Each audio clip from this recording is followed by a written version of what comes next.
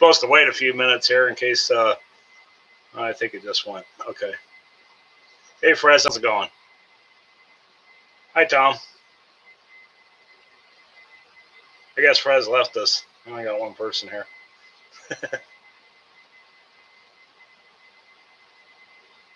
So, anyways, let's get going on the Wonder build here. This thing's really coming together, I tell you.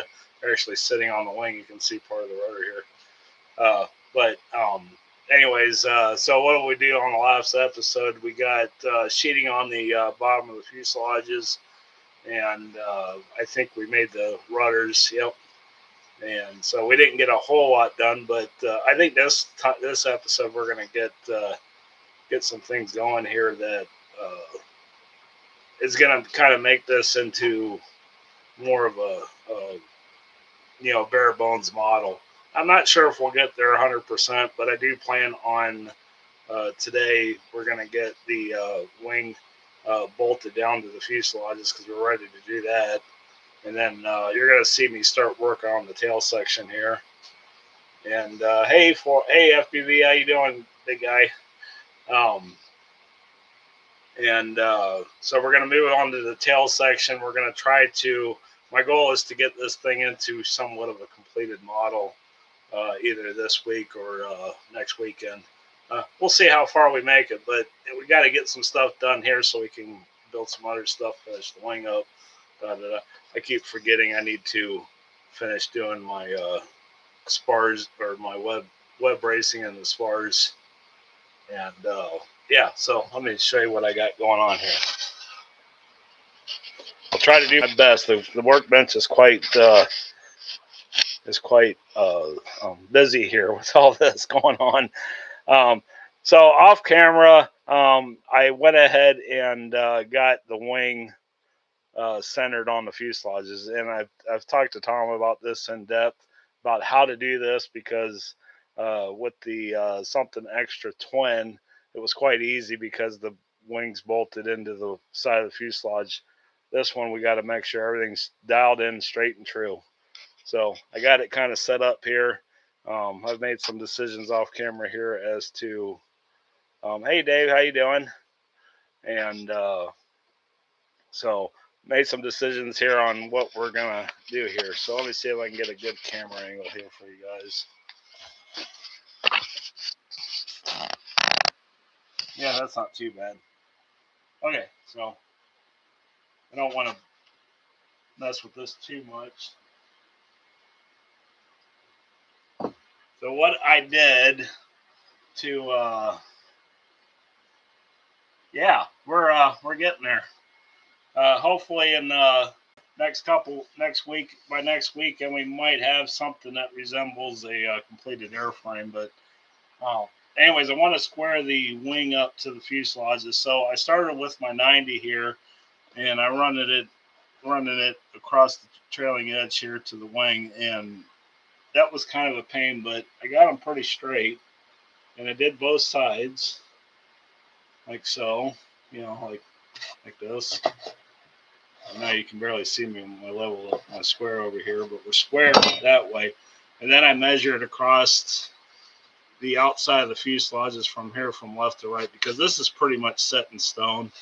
And then I got the same measurement back here across here. And then I cross-referenced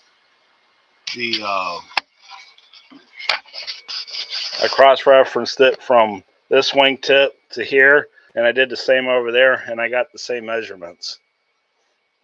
So that way we can, I'm 99% sure that this is square. And if you look at it by eye, they look straight by eye too.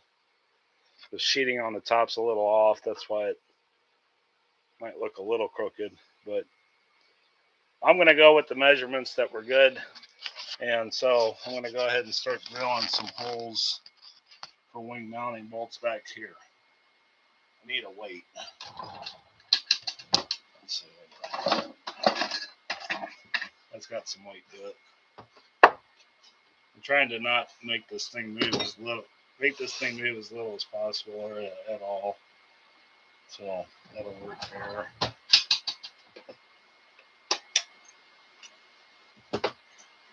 So anyways, we're going to put 1/4-20 nylon bolts in here, 2 on each side. I've also made some changes to the tail end of that, but with a 1/4-inch bolt, we're going to drill a 3/16 hole for the tap size of 1/4-20.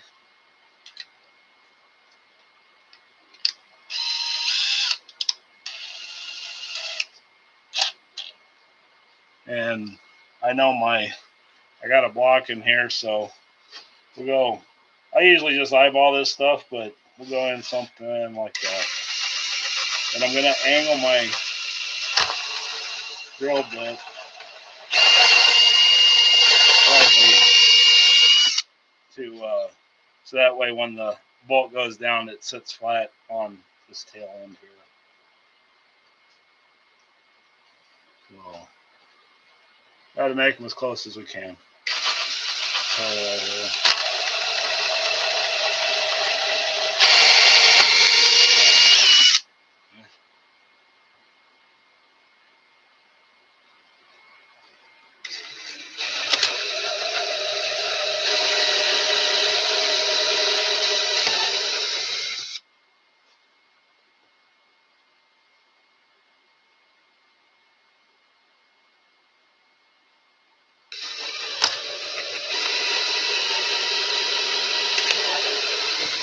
Okay, got those all marked up.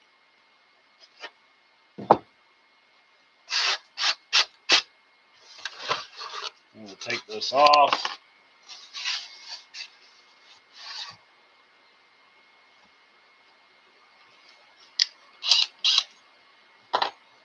Then I got my 1/4-20 bolt. Now a little tip that I do here when chucking up my tap here, since I'm going to power tap it, it's just wood. I'm going to chuck it up on the shaft here instead of the square. So that way, if it does happen to bind a little bit, it'll slip on the chuck. Go nice and slow. Make sure you go all the way through.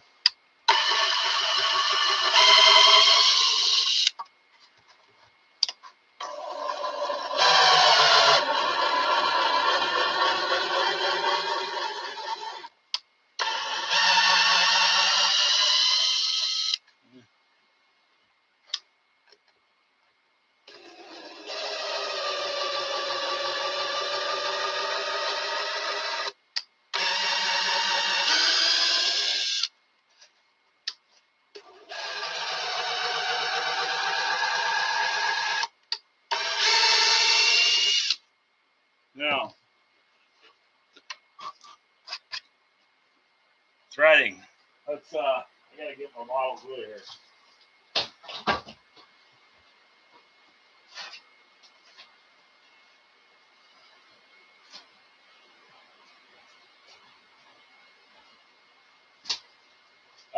A little thing that you like to do also when you're threading into the taps is harden the threads. So what we're going to do is we're going to take a little bottle of Thin CA here. We're just going to dribble it in here.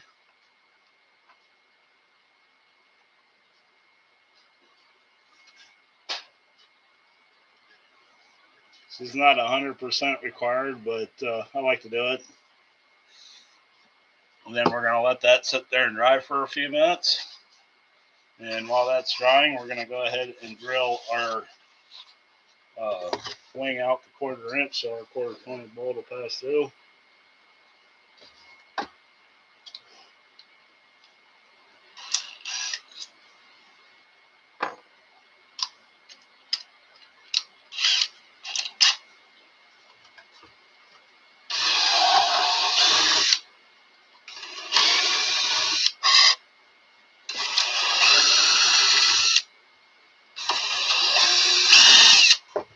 Okay.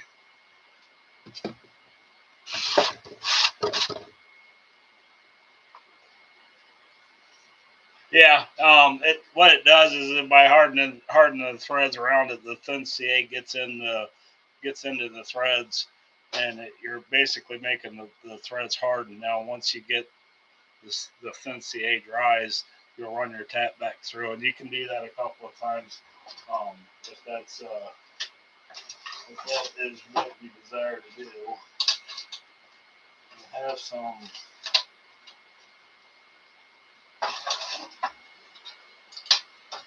20 bolts in here.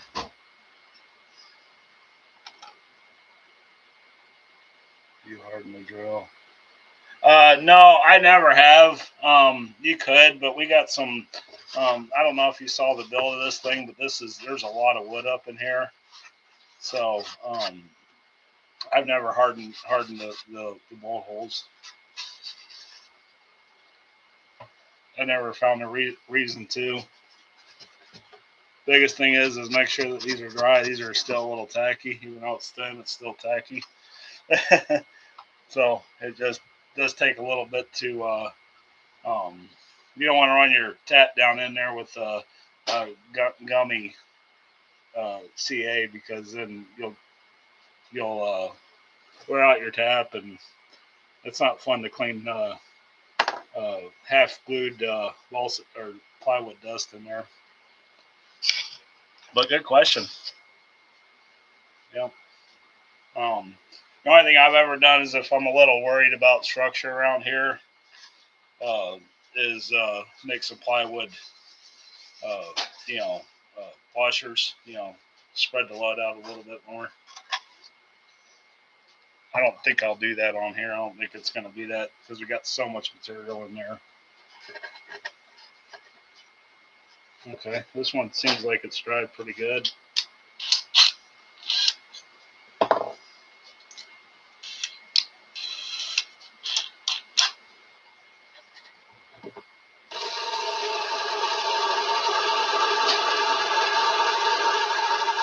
The biggest thing is just make sure you're running your drill slow. You don't want to rip through this stuff.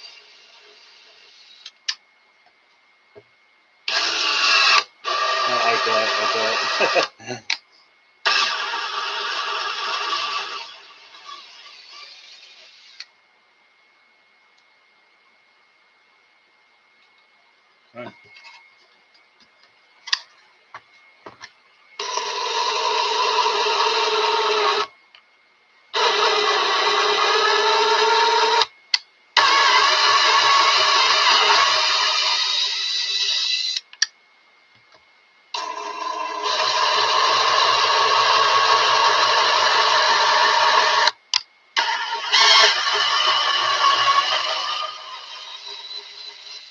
And then we'll make sure that our put a bolt at.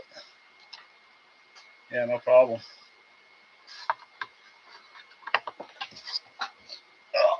Dropsies.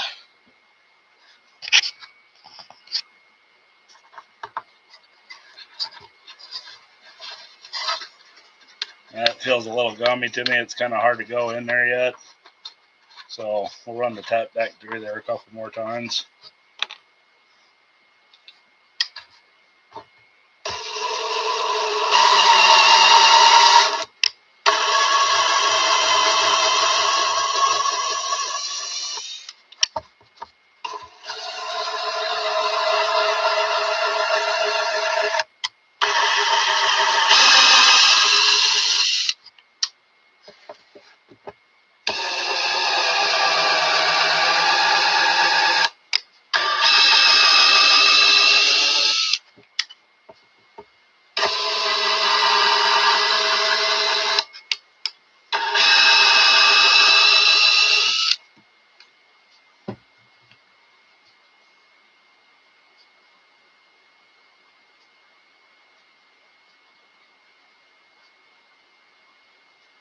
Yeah, I mean that's like I said, if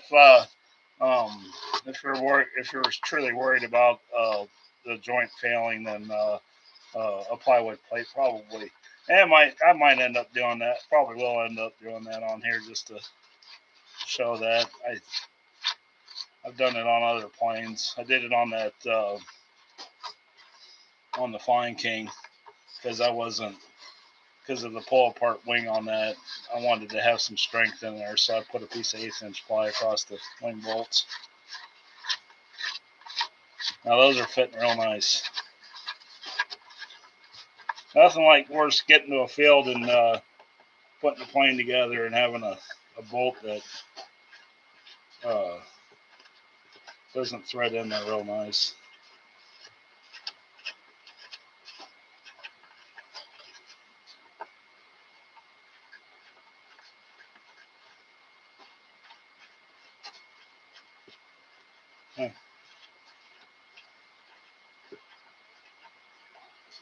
Now we can go ahead and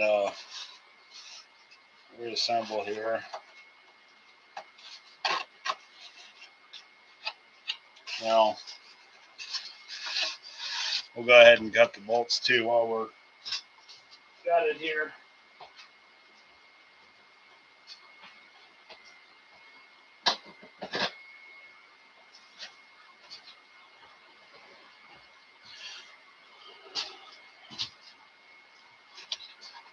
And we know we're about a 1/4 inch below here because that's the plate that I use. So I'm going to go,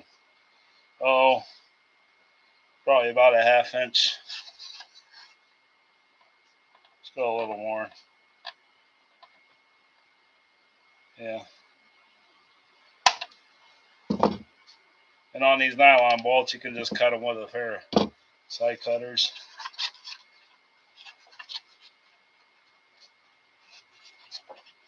That way, if we put a plate in here, we'll have the room to put it in there.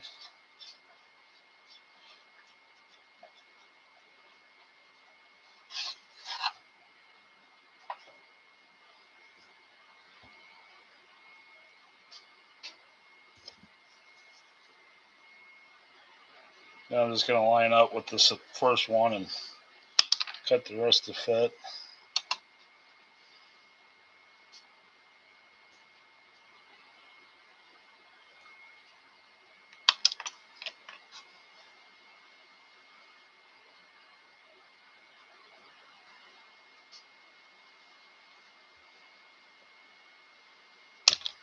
Okay.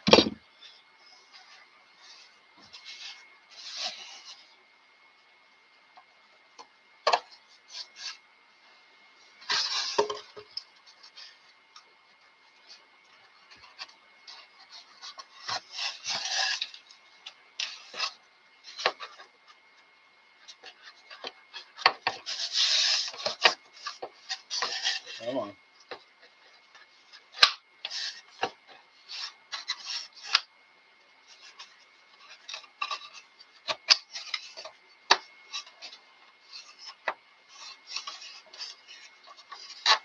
Talk about awkward. There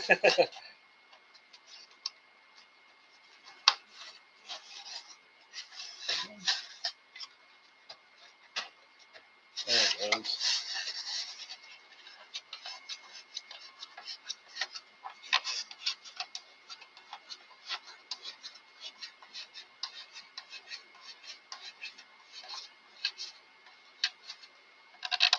These do not need to be tight right now. And I'll get the other one started here.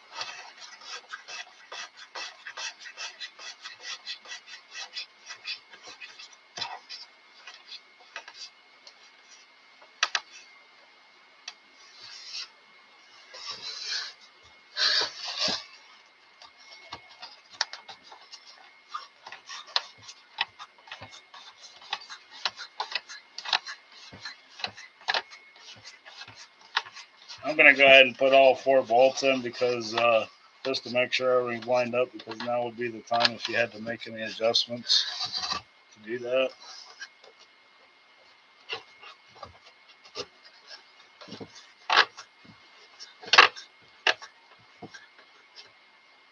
There, you get a little tired there. This will go.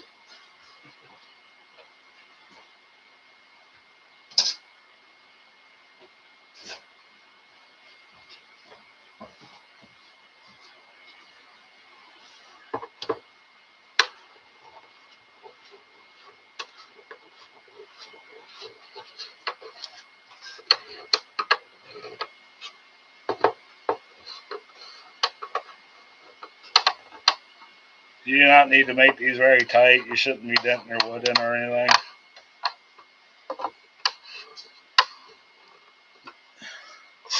There we go. Looks like we got some pretty good fit up in the bottom.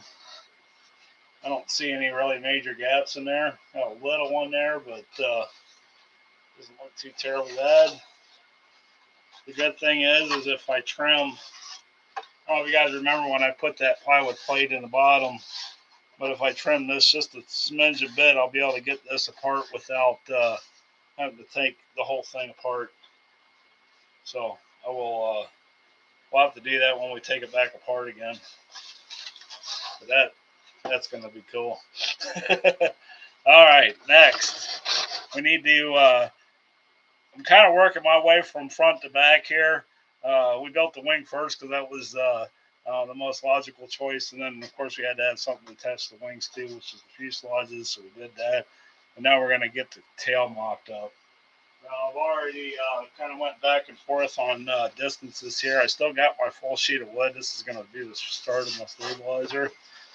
And I have decided that a 1/2 inch gap between the fuselage and the rudders. See if I can get you over here.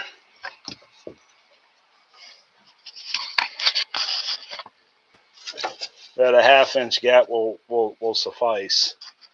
We're gonna have rudders on this, and we'll put a horn on here, and so one rudder servo will go in here. The elevator is gonna go over here, and then we will, like a biplane, we're gonna tie the two rudders together with a joint across the two of them. If that makes any sense. Yeah. Yeah. Oh yeah. It's definitely starting to get there. I also looked at some pictures of the Wonder online, the stock Wonder, to see what the gap looked like between the two rudders, and seeing as we're making this bigger, it's pretty close to stock setup. So I need to cut some wood. Seeing as we got our gaps, I've already set all this up. I'm going to double check it with my tape measure here. We have a 1/2 inch gap between the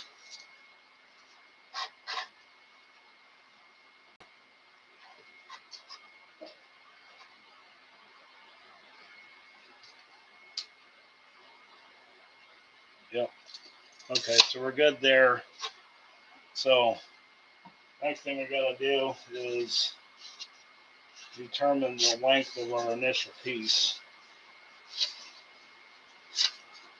I'll take the rudders off. I'm going to set this over here.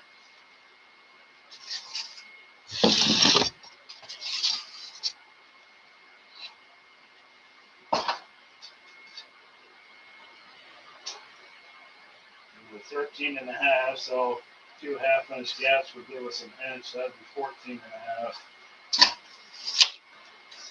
Okay.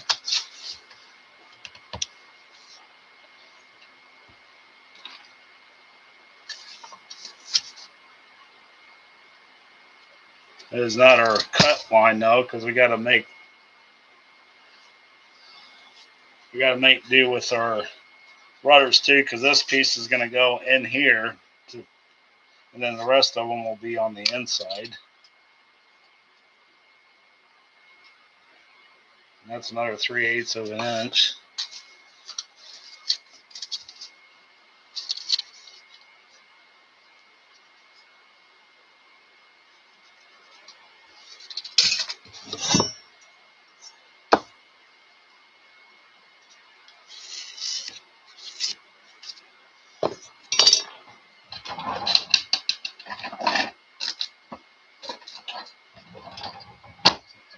Yeah.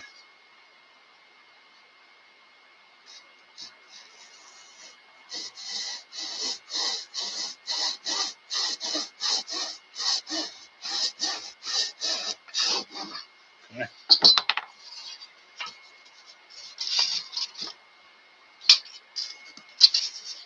And the next one will be I do believe they're 14.5, right? Yeah.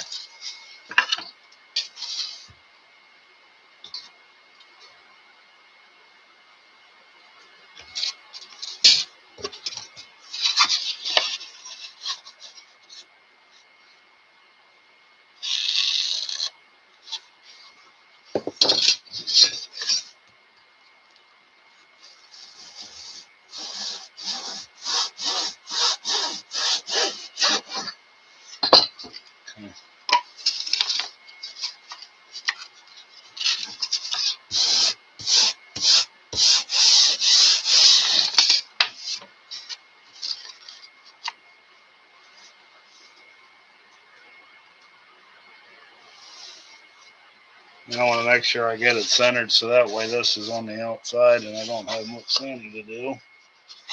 And I'm going to go ahead and mark a joint here. That looks like that's fitting up pretty well. Like we don't have any major gap in there. If you did, you should true these up to make sure that there's little to no gap in there.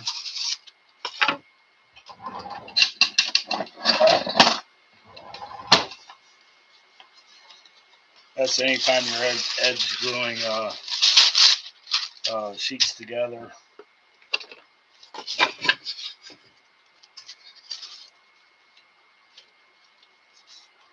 Okay. Come on, give it to me. There you go.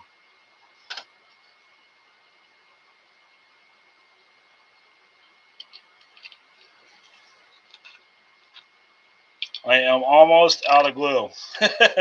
I ordered some more CA from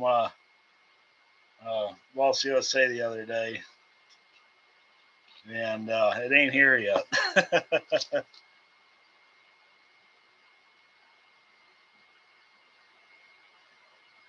Yeah, I'm gonna do that. Yes, it's actually in the instructions for the Wonder is with the Angel version that we're building to angle the back part.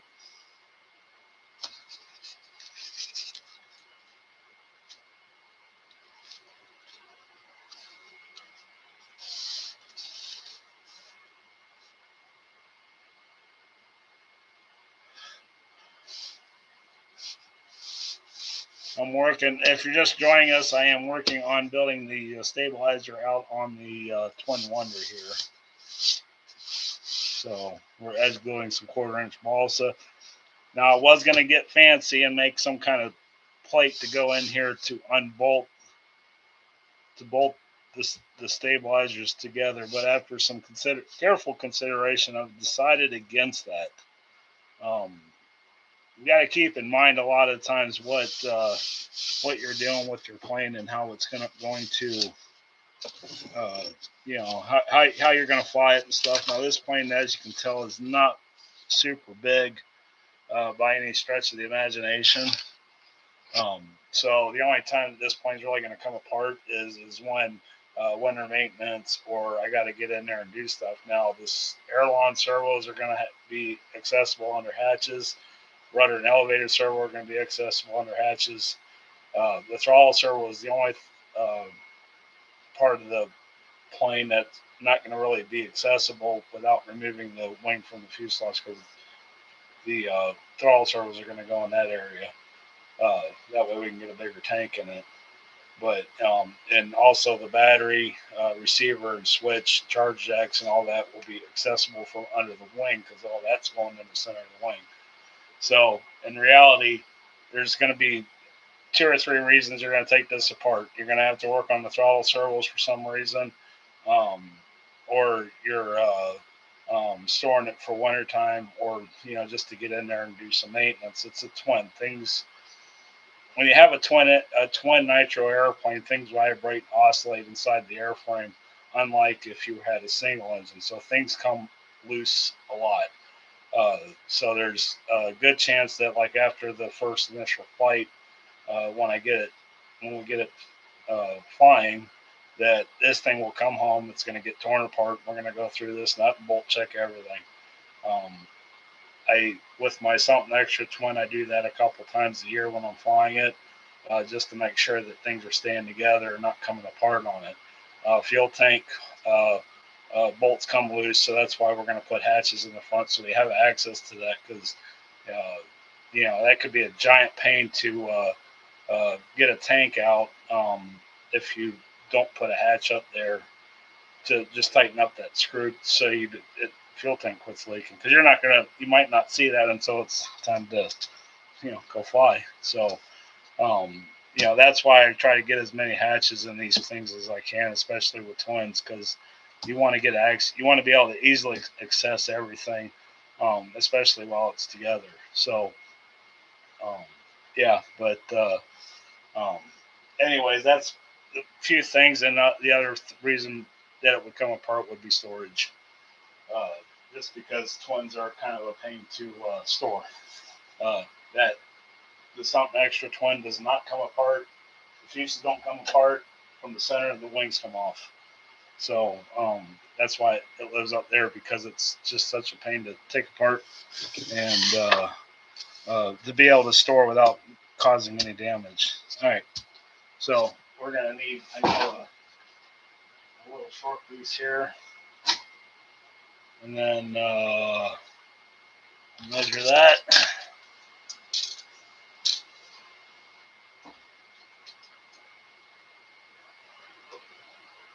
That's 1.5 inches. Now we're going to taper it away that way, so it'll still be 1.5 inches.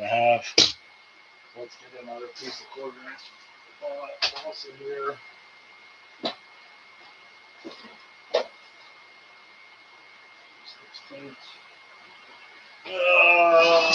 Let's hope I didn't run out.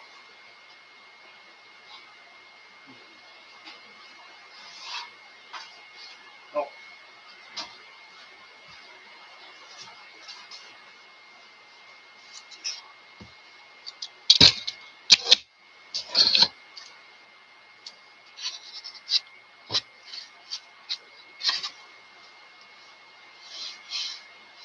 I'm just going to line this up, and then I'll make my mark.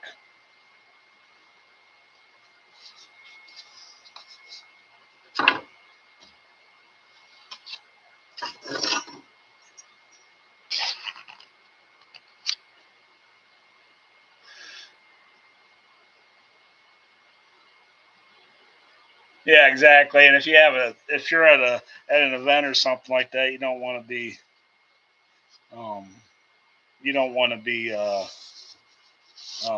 dealing with a simple problem that is made problematic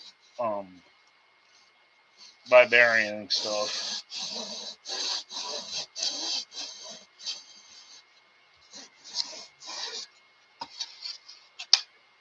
Okay.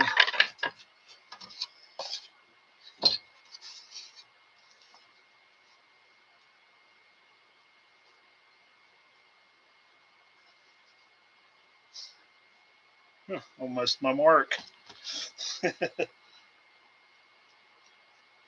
My 1/8 of an inch, anyways.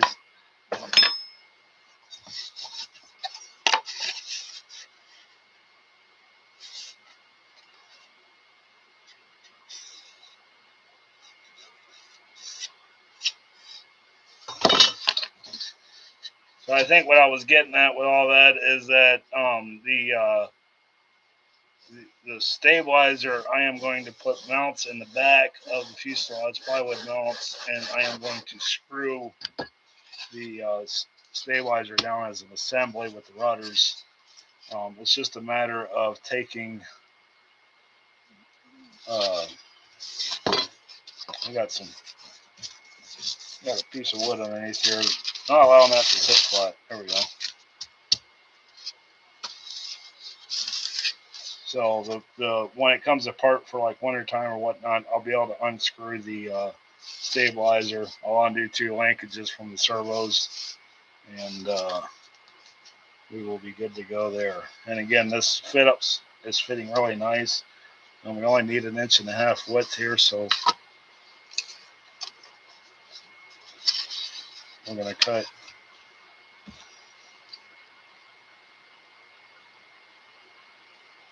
this down.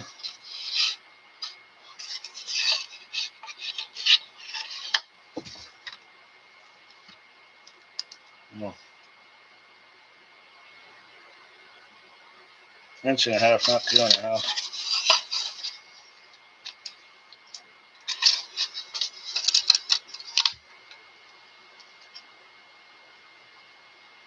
Okay. I'll just use my piece of balsa wood here as a straight edge.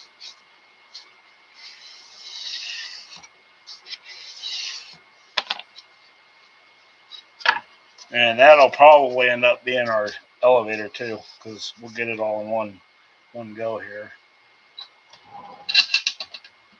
I'm going to grab my short saw because they're a little bit more accurate for long cuts.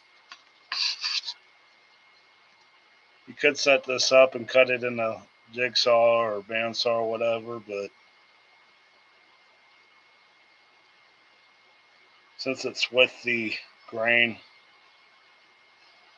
it's super easy to just run a saw, just run the Zenoah saw down the center, and we'll probably get it in 2 or 3 cuts here.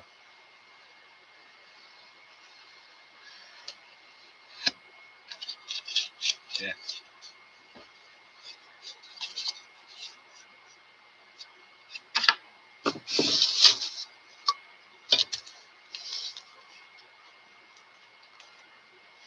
And this is what I was talking about with the edges. You can see where we're starting to create a gap on the one side. So, wherever my sanding block went, one nice long one. We're just going to trim this edge up a little bit.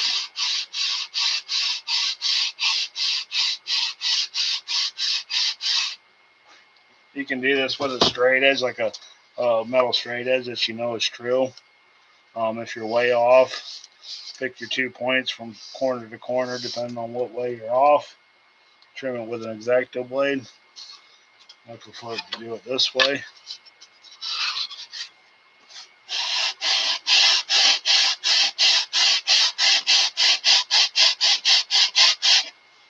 I know my sanding block is pretty true, so yep. Maybe just a touch more on this one.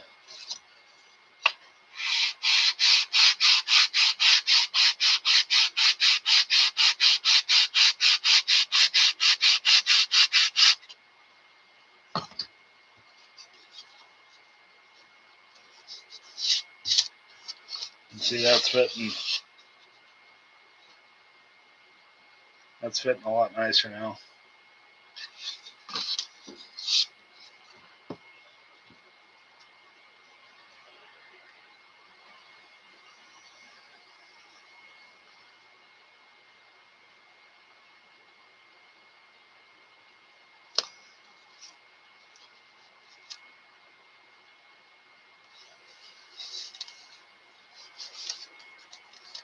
Okay.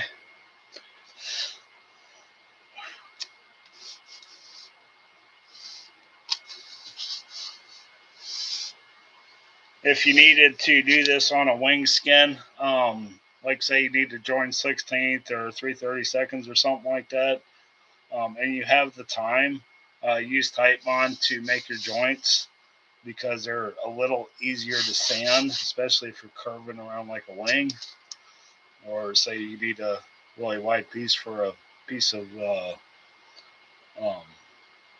turtle deck or whatnot, stabilizer, rudder, depending on how big of a plane you're building. So you can put your Titebond down, you pin everything up, and you let it sit overnight, and the next day you got fully sheeted wing skins or whatnot.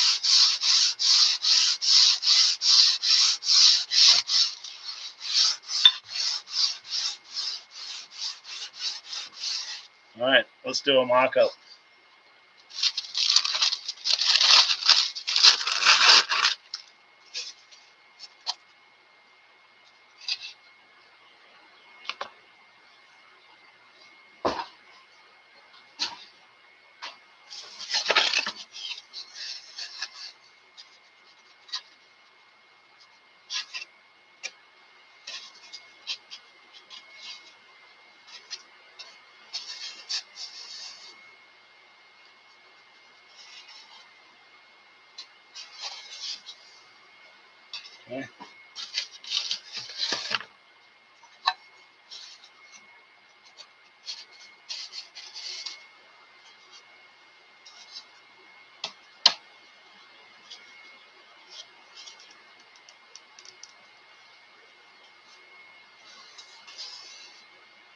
We've got a little bit of a gap down through here. Not too worried about it right now. Probably just need to true up the true those up a little bit.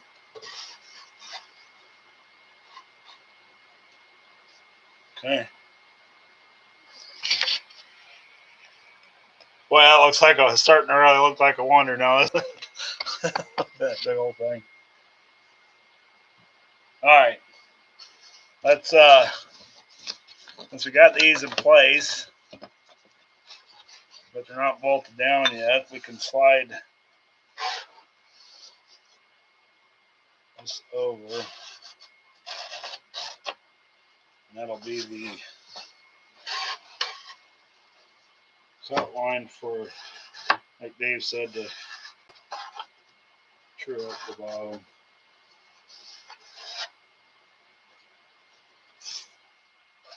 Yeah.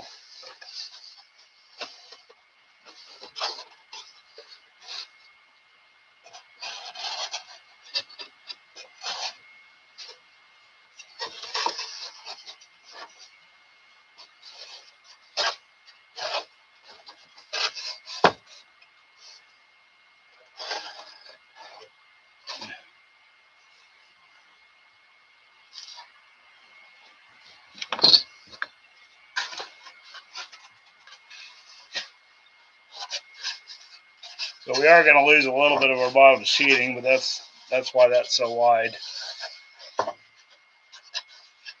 See if I can do this, show it and do it and all that good stuff.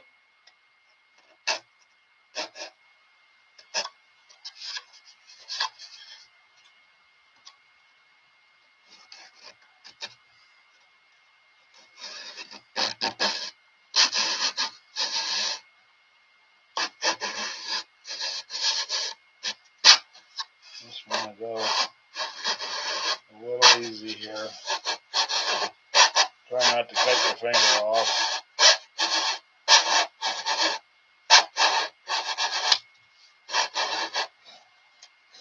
I'm getting through it.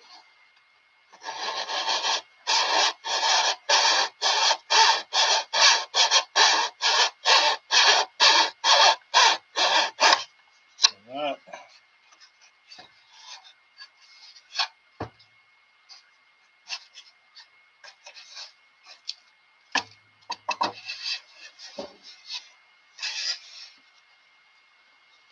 Oh, we can't see a damn thing I'm doing here.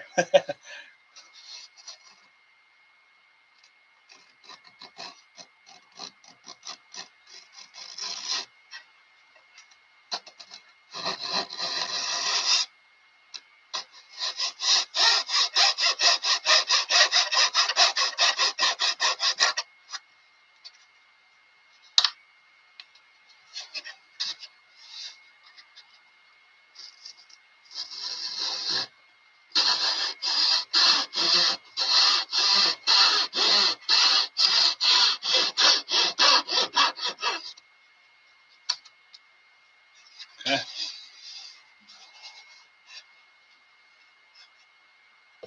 Oh, I'm missing that one. Like I know I've only done 3 of them.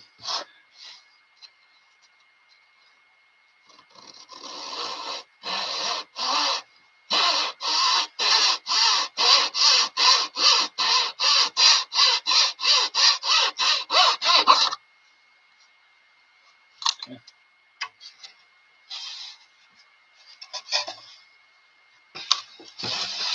Then we can run our saw across the bottom here and nip off the rest of the sheeting.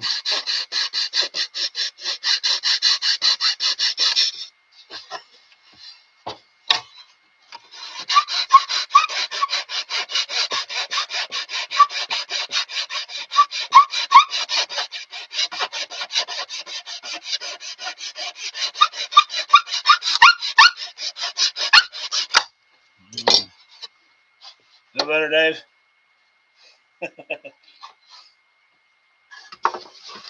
Let's see what,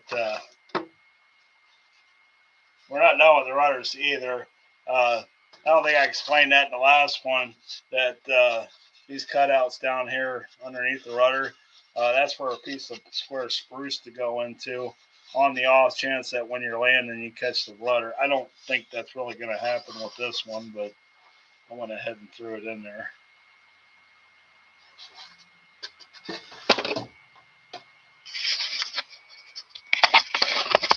Yeah, it looks a lot better, don't it? Okay. Okay, we got that far. So let's continue working on the stabilizer and rudder assembly here.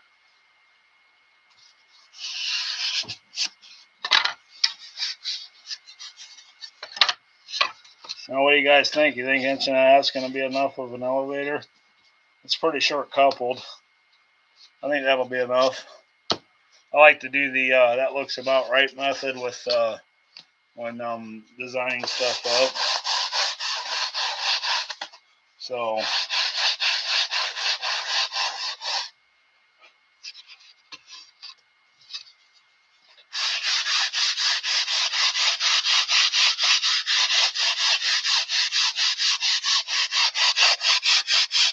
yeah.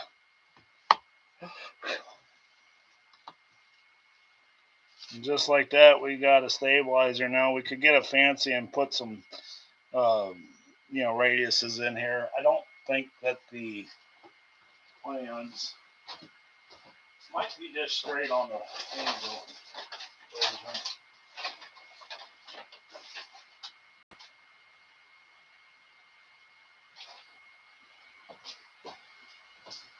So anyways, the plans show on the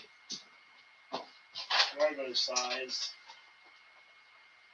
it's about 1 inch wide, so I think 1.5 inches will be plenty wide enough. And the other thing they do is they bring the outer points in. I'm going to leave mine square though, because the thrust lines are going to be right here for the motors.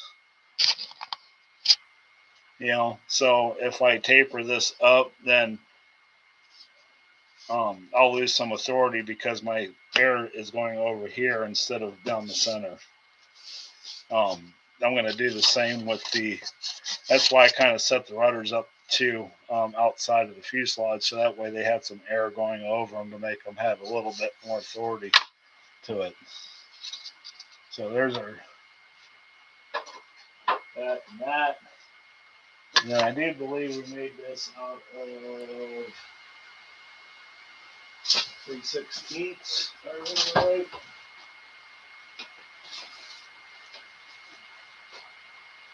I don't know if I got any trailing edge stock for rudders. That'll work.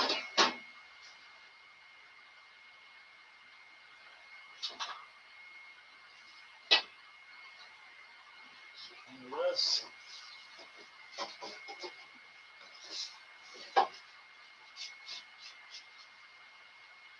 It's a little thick.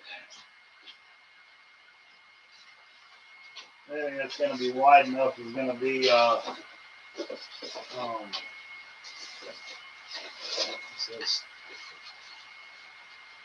Oh, that will work. Hey, it's going to be wide enough for a rudder. It's probably going to not be good for thickness. So we'll make the rudders the same length just to keep the tail end all square, if that makes any sense. So we need some 1.5 inches. This is just a piece of scrap I had laying around.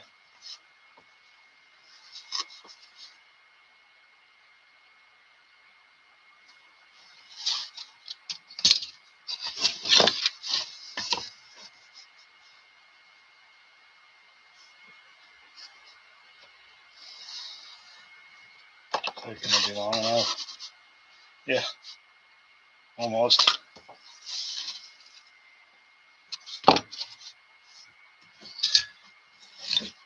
I'm going to cut this long just so I got enough material there, since I ain't got the piece on the bottom. I could do that next.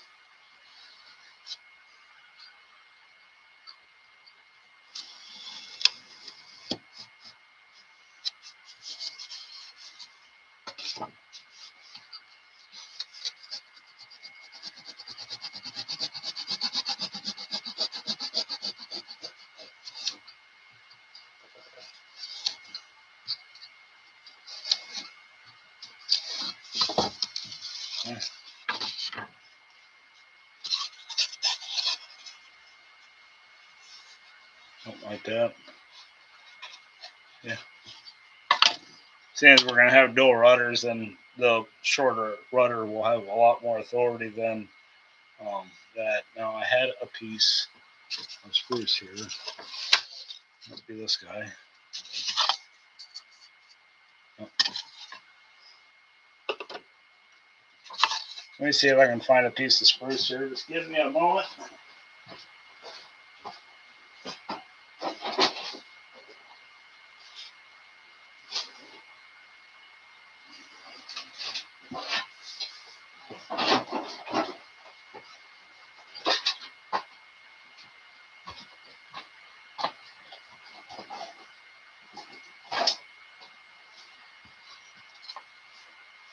Of course, I had a bunch of 3/8 of this stuff in here, and now I can't find it, right?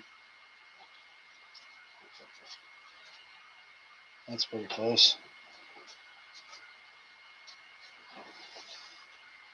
Okay.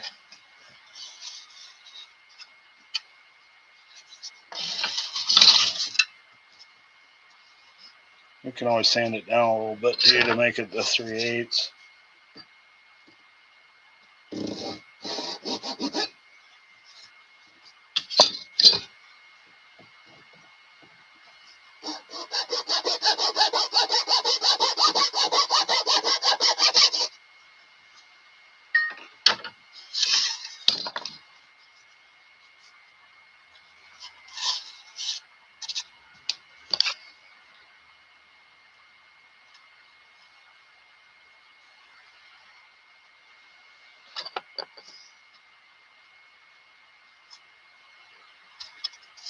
Don't push down too hard on that.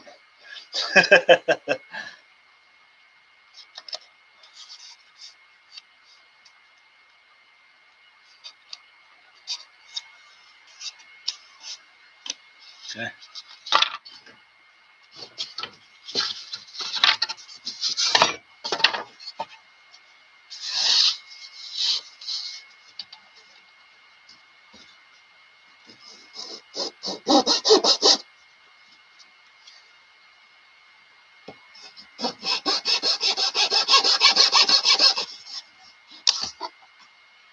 Weak spot.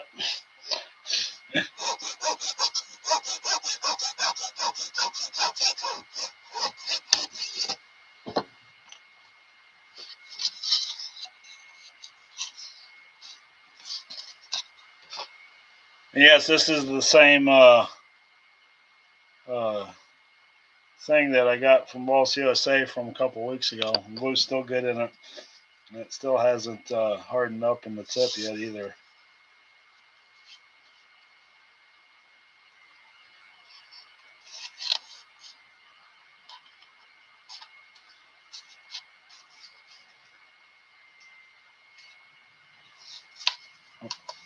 Come on.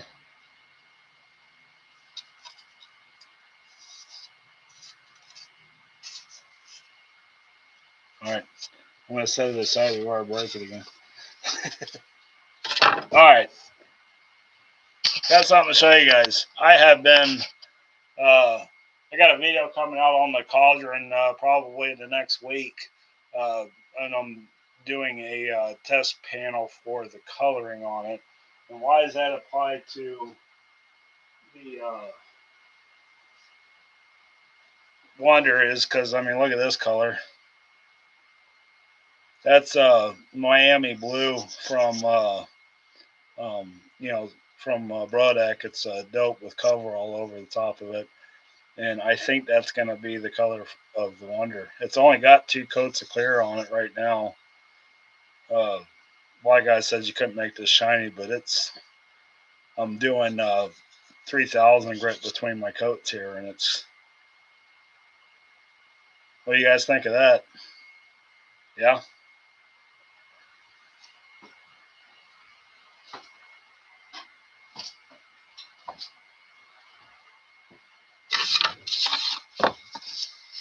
Yeah, it's. I like it too. It's pretty. Okay, my glue ain't quite dry on these guys yet, but that ain't gonna stop us from making another rudder here.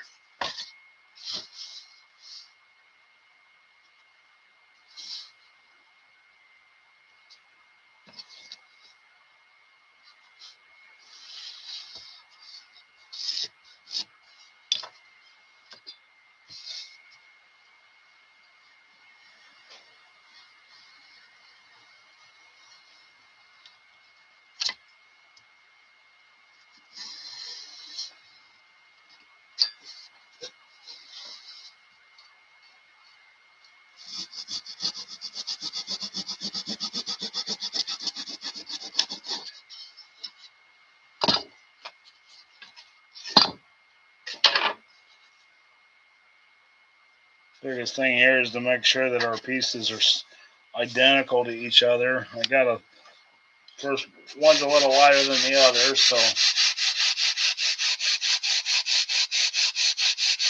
yeah, that's I've been trying to perfect my painting skills for probably a couple of years, and I'll be the first one to admit that I'm not a painter, but I'm getting better, and I'm watching some videos. I've been watching Kevin Tate's on YouTube, and he's been showcasing some of the stuff that I'm doing wrong. So with painting techniques and stuff like that. So, hopefully I can get better and make that thing over there shine really nice. That's the end goal with that. I would like to take that up to Toledo this year and put it in the beauty contest. It's getting close. I've been working on it a lot. Okay, so let's true this rudder up here. Like I said, I made them a little big, so I got some room to, because they're at a little bit of an angle.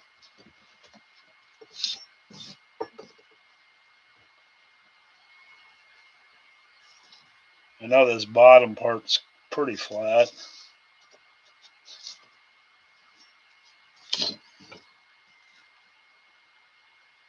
In fact, I think I want to raise that up a little bit more. Let's try that.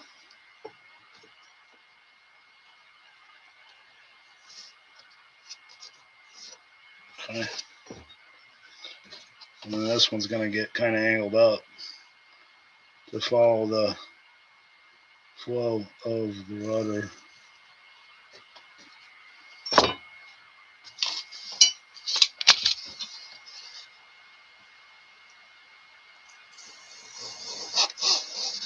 Yeah, there was some, I was on the Balsa page on Facebook there, and I asked the question on how do you make dope shiny, and a lot of people said, you can't do it. That's meant to be dull and everything. And so let's see if this fits on the other one. Then one guy commented, he said, a lot of sanding in between with light coats, so I got to get myself some double-aught steel wool to finish the clear coating process that he outlined. I like that. I think we'll make a duplicate of it.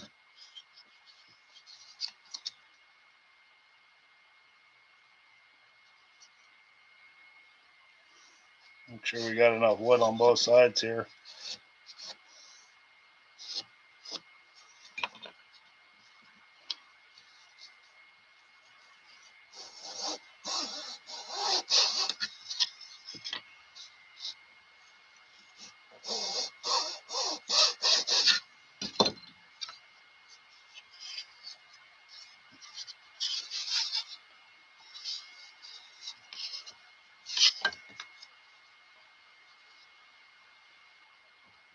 A little bit of painter's tape will act like a little hinge.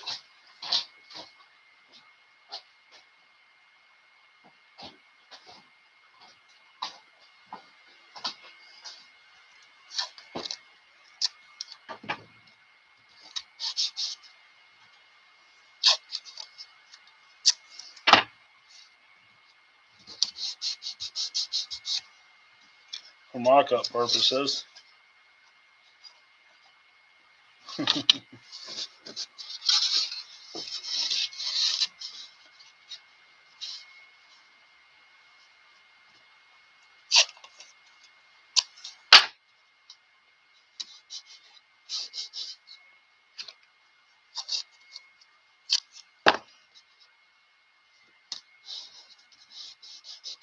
Okay.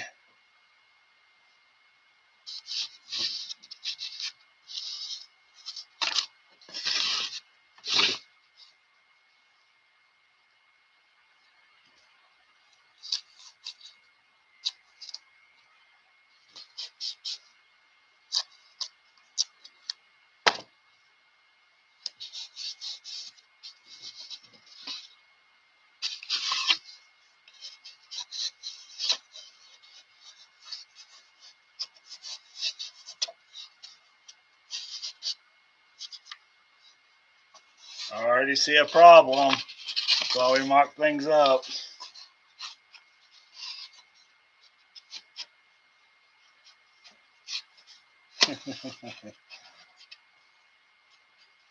Okay. What's the problem in there? Uh-oh.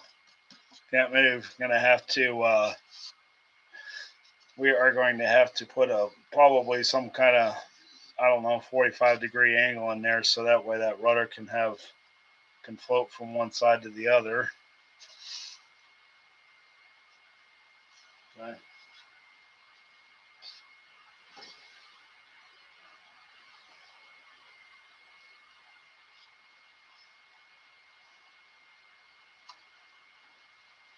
Oh yeah, I like it.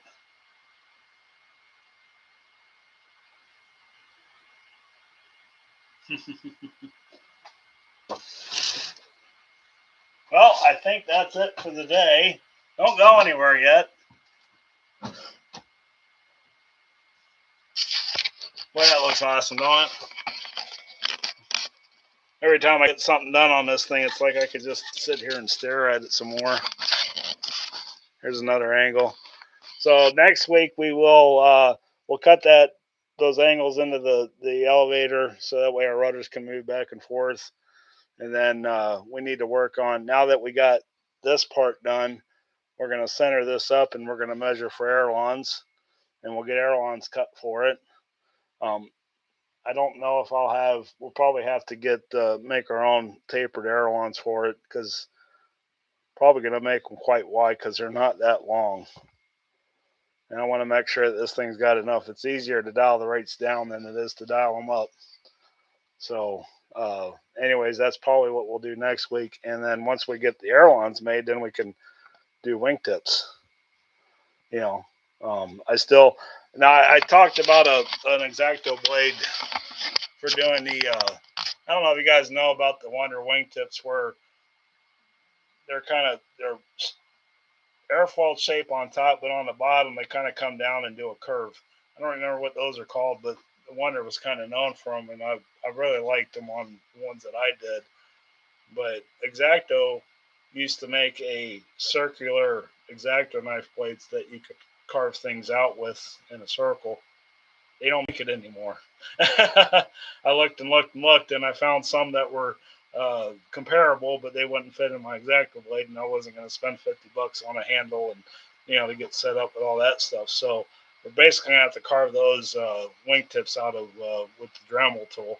I'd like to outline how you do those. I think they're called vortex tips. They kind of float down like this. And then we need to build, let's say we need to get hatches done. I need to get the landing gear skids on the bottom built. So yeah, we're probably, but we'll work on that. The ailerons next week. Maybe get the wingtip points cut out. And then I need to get some structure put into the back of the fuselage here to hold the stabilizer down. We'll probably just put a block back here and a block back up there, probably out a 1/4-inch ply. That way I can bolt the stabilizer down. Yeah. So anyways, I talked to I called Sig last week and had a really nice discussion with Herb out there. and he is not going to give us any discounts on the something extra kits. I did try really hard. He says he's barely making any money on those kits to begin with, but he did want me to let you guys know that he's got a lot of those in stock right now. So if you wanted to build along with me when I get this done and get started on the something extra, then you're more than welcome to, of course, order one from him. But yeah, anyways, there is some exciting news coming out of SIG. I'm not going to get into too many details, but he's hoping to have a couple more kits available yet this year. I know he was talking about the Quarter Scale Clipwing Cub. And I didn't know that they're also producing. I don't know if you guys remember, some of the older guys will probably remember about the. Yeah, that's what I'm going to end up doing is a barrel sander on there just to get that curvature in there. But they are. I don't know if you guys, some of the older guys will remember the Kiwi that SIG produced back in the 60s and 70s. It was a 40 size pattern plane. They are currently producing those in an ARF. I know we're not really an ARF channel, but it's a 40 size plane. It's $209.99, and it's got it's a Seagull ARF basically. The place that makes the ARFs for Seagulls is making them for SIG also. So, and he did say something about coming out with a something extra 60 ARF. So if that comes out, I'll probably be ordering one. Like my 60 size planes. So anyways, I think that's going to wrap us up for the week. What do you guys think of the progress so far? Any other questions or thumbs up?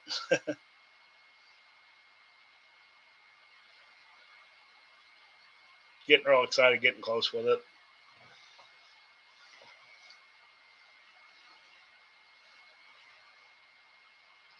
Yeah. Yeah. Okay. Well, anyways, thanks guys for joining in today's live stream. We had 8 or 9 today. That's we're getting there. Anyways, you guys have a good week. Stay warm out there. It was 40 degrees yesterday here, and today it's like 10. So it's cold, windy, snowy. And if you haven't checked out the Revive and Fly on the 4-star 40, go check that out. That's a pretty cool video there. So anyways, we'll catch you guys on the next one. Later.